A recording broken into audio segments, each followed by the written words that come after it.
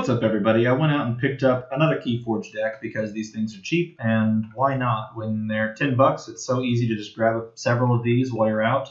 So I grabbed several of these while I was out, and let's take a look at what we've got inside. I'm going to turn the autofocus off. Autofocus, go away.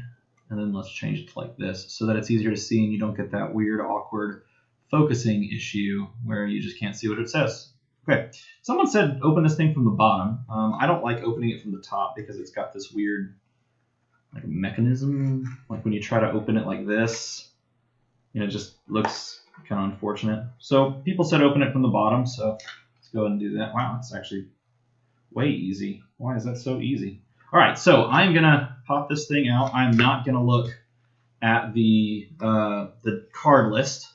We're going to avoid the card list and look at the cards together. So, ooh, that's cool. I've never seen a gray one before.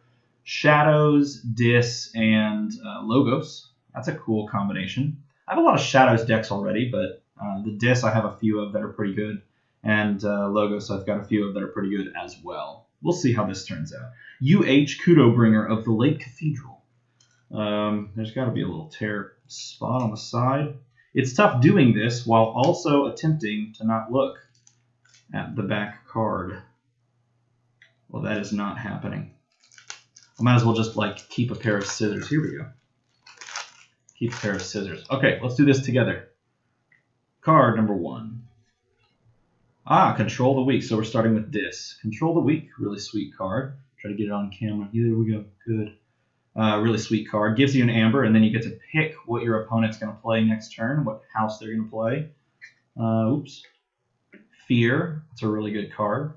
Just the ability to send something back to the hand means I can kind of control the board state a little bit better. Let's keep it going. Hand of Dis. It's a fun card. I don't have a deck with a Hand of Dis, so this makes one of those. Pretty cool. Ooh, a second Hand of Dis. That's nice. Destroy a creature that's not on a flank. So just an action that you play down, destroy something. Pretty sweet. Keep going. Dominator Bauble. This is a great card for some synergistic like cross play from house to house. If there's something on the board that you just want to keep, triggering the effect for. Pretty cool card. Lash of Broken Dreams. That card can be pretty good. Just keep it out there. Keep your opponent from forging keys because you keep using it. Of course, you have to name Dis in order to do that. Unless it has something in there that, would allow you to use it off house. Dust Imp, destroyed, gain 2, so just a nice little body that your opponent doesn't want to kill, necessarily. Ooh, Gavos Long Arms. This is a card that I didn't have an opportunity to pull in any other deck thus far. I guess I've had an opportunity, but I just didn't. So you throw him out there, 5 power, and choose a creature. He gets to deal damage to that creature rather than the one he's fighting. So you can kind of send his damage elsewhere. Keep going. Succubus. This card is super cool. Just makes your opponent's life a little bit more uncomfortable, making their hand or their draw step at the end of the step 1 less, so you can only draw and have 5 or whatever. Ooh, 2 of them. So you just throw them both down there. Now all of a sudden, if they both stick to the board, your opponent can only draw 4, which is pretty sweet. Let's keep going. Oh, what? three of them, because if 2 wasn't good enough. There's a 3rd one. So one of those is going to stick and make your opponent have a little bit of a challenge going forward. And the Terror. I think that's got to be close to all of the discards, right? The Terror is pretty cool. 5 power. And if you have nothing, you gain 2. If your opponent has nothing, you gain 2. Excuse me. Gaining Amber. All right, on to the Logos, it looks like. Fogify. Gain an Amber. Opponent's creatures can't fight. Which is pretty cool. That's kind of the low. Oh, hey, Library Access. It's a fun card. Just cycle, cycle, cycle. Play all of your Logos cards at one time and cycle them all. Phase Shift. That's good with Library Access. It allows you to just sort of keep it going and play stuff off house, which is pretty cool. And so far, nothing that you wouldn't necessarily want to Phase Shift into, which can be a problem. Remote Access. Remote Access is like, it's okay. But it gives you an amber when you play it. And if there's a really powerful artifact, then it's good for holding on to in that moment. Oh, why is that? Oh, I flipped it the wrong way. Twin Bolt Emission. Give you an amber, board clear a little bit. Board control. Remove some stuff. Elusive. It's good against elusive. Ooh, a second one. Wow, this is kind of cool. Turning out to be a pretty decent little deck here. Got some, and Library of Babel, so throw that down and draw a card each time you use it. Pretty good.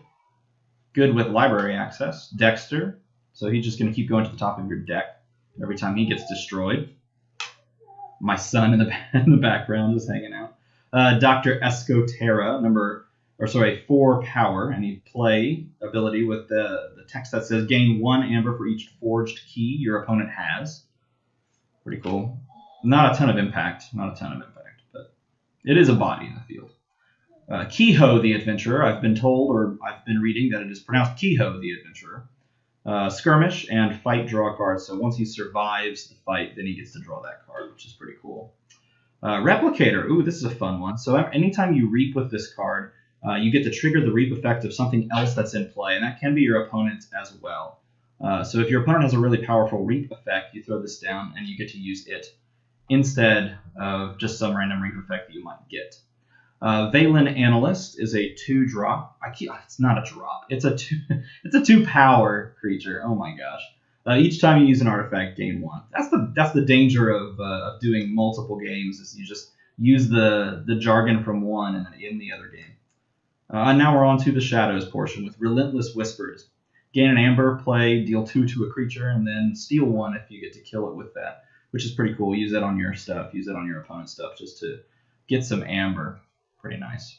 Ooh, a treasure map. Very cool. Treasure map gives you the amber, and then it also says if you have not played any other cards this turn, gain 3, and then you can't play anything after that. So this is great for building a board of Shadows creatures, or playing some other things that have synergy, allowing you to do stuff with other characters like that Dominator Bauble, stuff like that. Get a board and then play this. Get the 4 amber because you're getting the 3 plus the net there, and then just do stuff with the board, with your characters or with your artifacts, that sort of thing. Ooh, a Speed Sigil. I do not have a deck with a Speed Sigil. I think this card is so cool. It's symmetric, so anytime that either you or your opponent play a creature, it's going to interplay ready instead of exhausted. But that seems like you can do some really cool stuff with that. Obviously, you get an amber from it as well, but that's really cool. Let's see what else we got. Oh, a Fagin deck. All right, so Speed Sigil and Fagin. That'd be pretty sweet.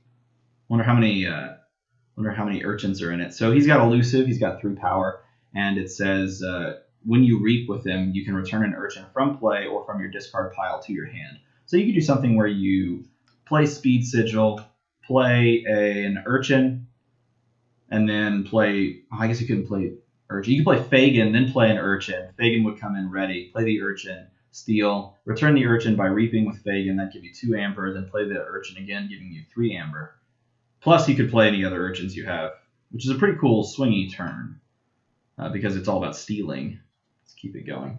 Magda the Rat. This is a cool card as well. Elusive, and then on play it steals 2, and then when this dies, when it leaves play, your opponent steals 2 from you. So it's sort of like you take it and then you give it back. Unless you forged a key and you have 0, and then they kill it, and hooray, they don't have anything to take back. Nani the Thief has elusive as well and has the action of stealing 1. So it doesn't reap, it doesn't fight, you just use it as an action ability. Old Bruno, this is cool too because it's sort of like Charette from the Dis house. It just play it and capture 3. So he puts it onto himself. But the nice thing about this is it has very close to the same power as Charette. Charette has 4, this has 3. And it has elusive, so it's going to take a little bit of more work for your opponent to deal with it. Oh, and 2 of them. 2 of them the same day. So the nice thing about elusive means your opponent just can't swing in with one thing that has a higher power stat. They're going to have to either remove this with a second card or with 2 things punching it in the face, which is pretty cool. A little bit better than Charette. Shadow Self. Shadow Self is pretty nice in decks you want to defend things. So I guess Shadow Self plus Old Bruno is pretty good. Get the capture and then play Shadow Self on the side so that it can't be dealt damage and has to be removed in some other way. Very nice. All right, the deck feels thin. We're getting to the end. Silvertooth, enters play ready. Pretty basic. Oh, flip it the right way.